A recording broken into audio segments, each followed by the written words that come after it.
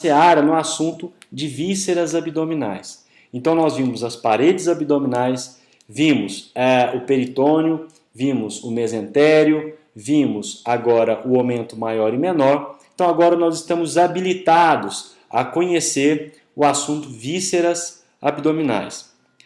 Logo nessa primeira imagem, a gente já consegue ver alguns órgãos importantes. Então a imagem de número 1, a gente observa o lobo esquerdo do fígado, o lobo direito do fígado.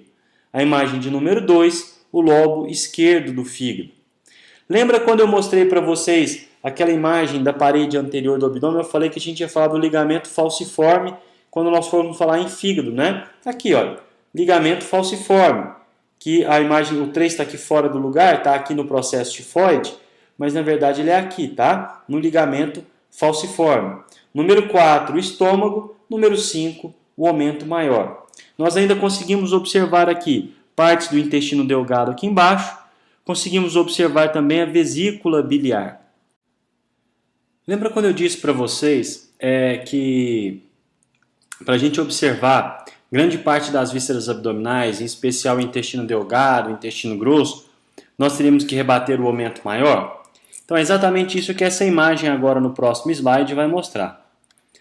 Observem que, deixa eu voltar aqui para vocês perceberem, é como se eu tivesse pego aqui, nessa região do aumento maior e levantado ele, rebatido ele. Olha só.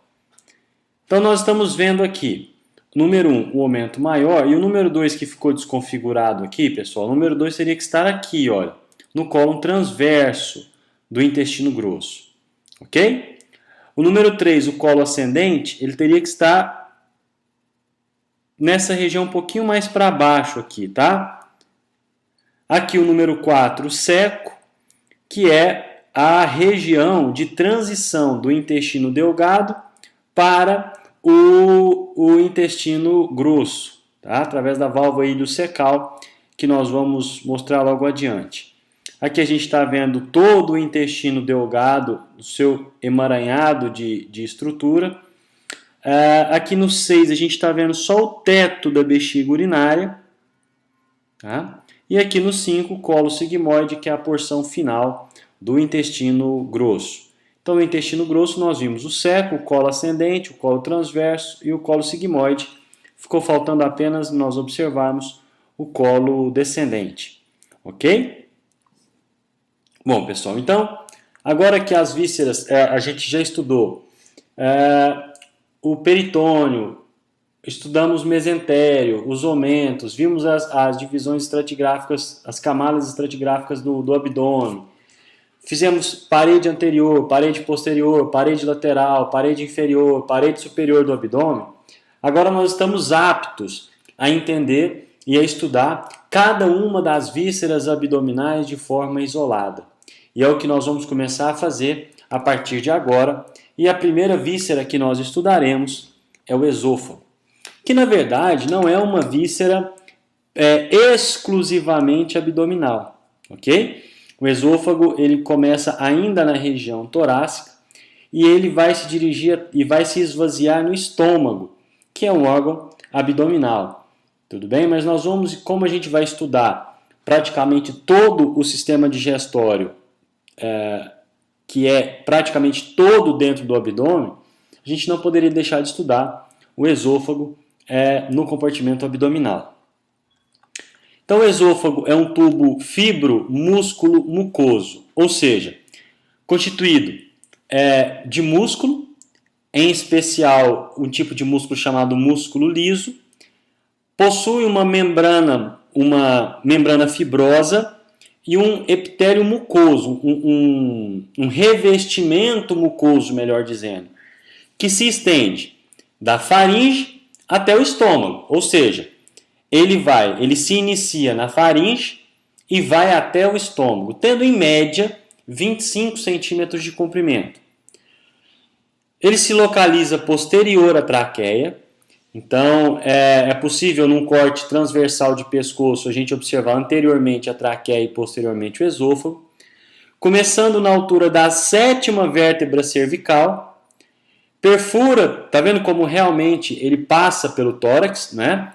perfura o diafragma pela abertura chamada hiato esofágico e termina na parte superior do estômago, onde ele vai esvaziar o seu conteúdo.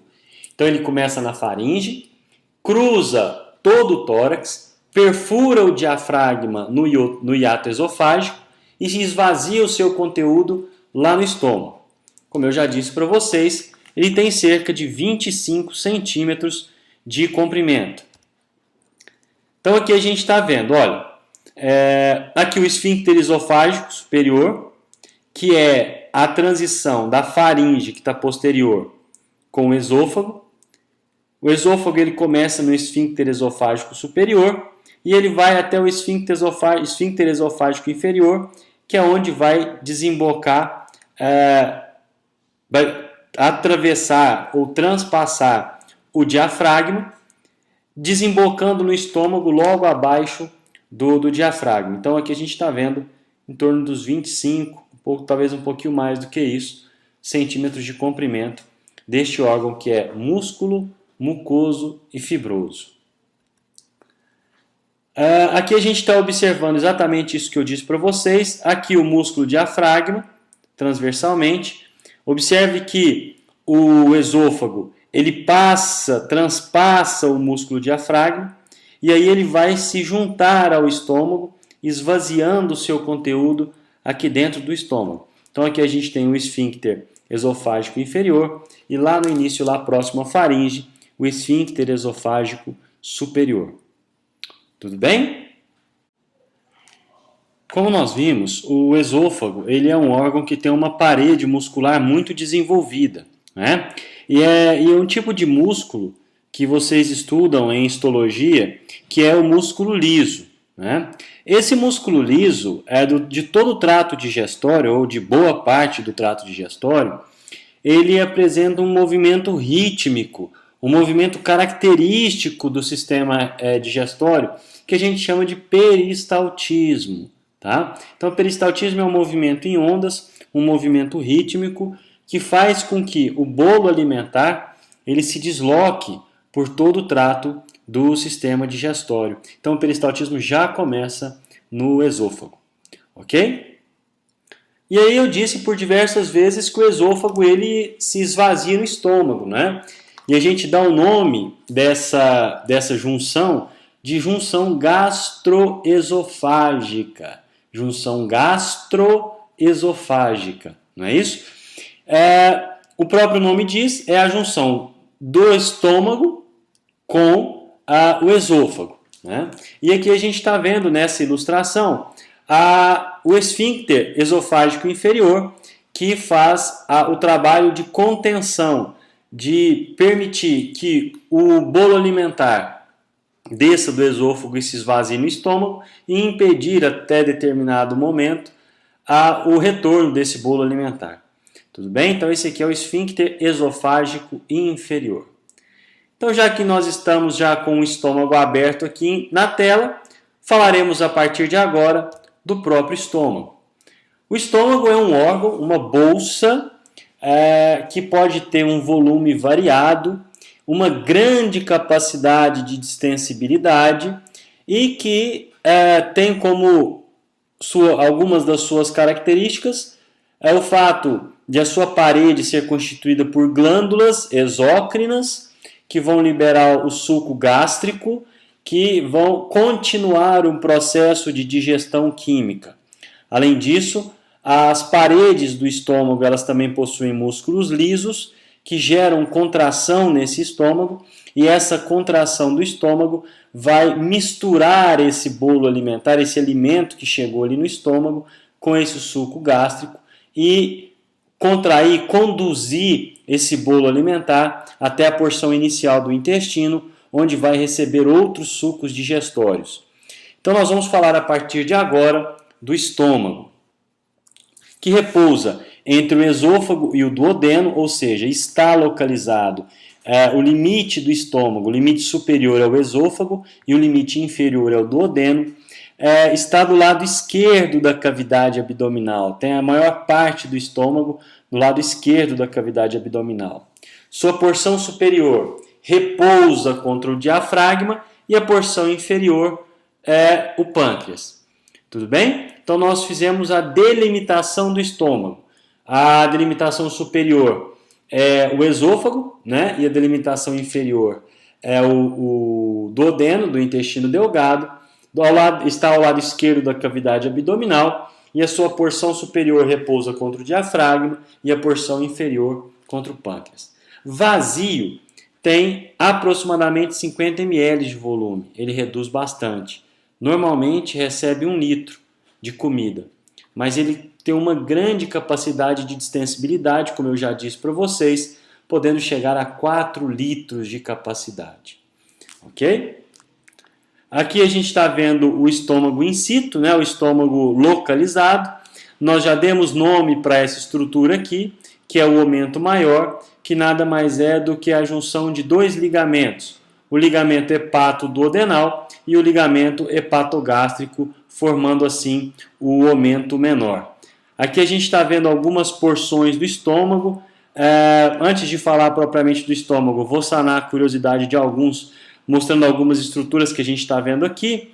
Aqui nós estamos vendo o fígado rebatido, né? O lobo esquerdo do fígado aqui, o lobo direito do fígado aqui, a vesícula biliar neste local. Aqui nós estamos vendo um pedacinho do rim, aqui uma flexura do intestino grosso, né? um trecho do intestino grosso, aqui o aumento maior, ali a flexura cólica esquerda, que também é conhecida como flexura esplênica.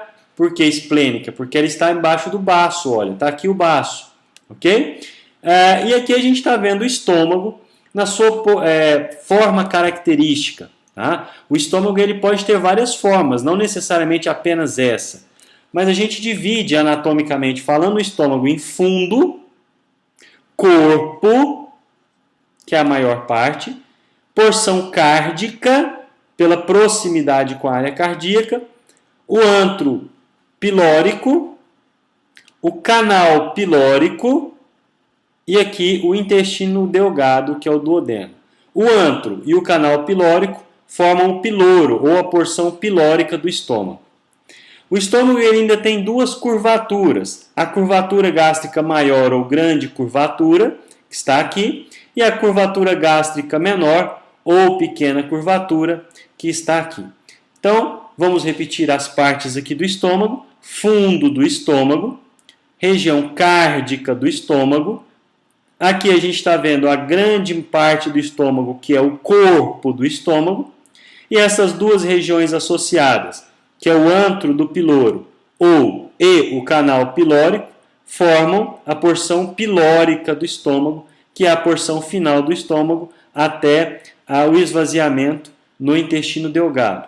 O estômago tem 2 curvaturas, a curvatura gástrica menor e a curvatura gástrica maior, ou pequena curvatura e grande curvatura. Aqui é um esquema, né, um desenho, que mostra o estômago separado daquelas outras estruturas que nós vimos na imagem anterior, mas mostra ainda as mesmas regiões, mas vale a pena aqui a gente observar ou repetir para gravar, né? O estômago como um todo, dividido por fundo, corpo, antro e canal pilórico, formando a parte pilórica do estômago,